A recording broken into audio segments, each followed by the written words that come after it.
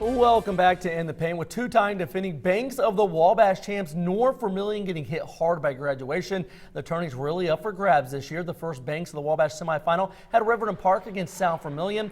Hayden Gilstrap with the take and nice use of the glass. RP down 1 late in the first half. On the PS4 controller, Brandon Hazard would be hitting the circle button. What a spin move to help him score. My son does that to me all the time. This game was tied at the half. I don't know what South Vermillion head coach Sean Neville told his guys at the half, but it worked. Connor Van Lane in the hoop and harm. That caps a 9-0 run in the third. Brighton Allen gets the steal for Salvine. He gets it ahead to John Piper, who scores and draws another foul. Piper led the Wildcats with 13. South Vermillion outscored RP 22-5 in the third to take control. Wildcats win 64-35 over the Panthers. Next up for South Vermillion was the winner in the second semifinal between North V and Park Heritage.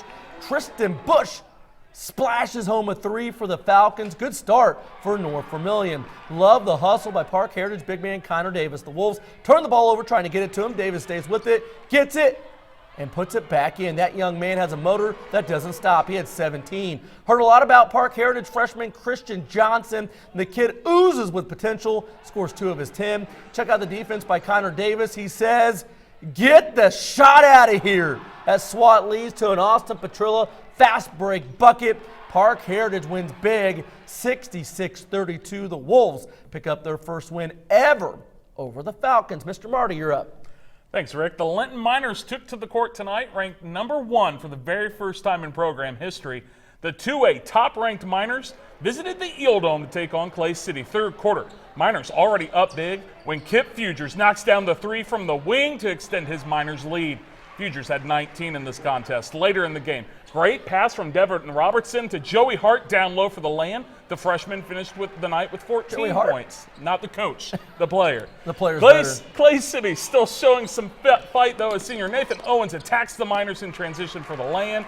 But Linton just has too many weapons as Fugers comes up with the steal on one end and Lincoln Hale finishes it on the other with the land. The senior led his team with 29 points tonight. Something tells me you might see him on Fantasy Stars.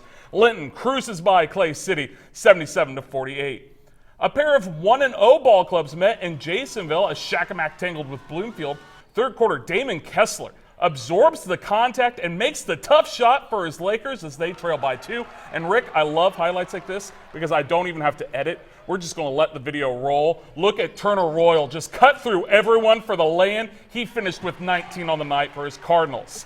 The Cardinals also have a start in the making in sophomore Balin Graff as he knocks down this 3 from the wing to put Bloomfield back on top by 5. A few plays later, it's Graff again with another 3-pointer. He finished with 17 and 10 tonight as Bloomfield beat Shakamak 47-32 to remain unbeaten. North Central was also looking to stay perfect as they hosted Eminence. First quarter, how about this 3 from way behind the arc by sophomore Deshaun Clark? T-Birds trail by 1. Later in the quarter, North Central's Brighton Suggs gets the board and heads the other way in a hurry. He'd finished with 21 in this contest as the T-Birds take the lead on that land. Suggs working the pick and roll with fellow senior Tyler Young now. As Young knocks down the 3-pointer of his own, T-Birds taking control. Haven't gotten to do one of these yet on In the Paint, Rick, so prepare yourself. Clark with the corner 3. He finished with 18. North Central takes care of business and beats Eminence 63-44. The Thunderbirds are now 2-0 for the first time since 2009.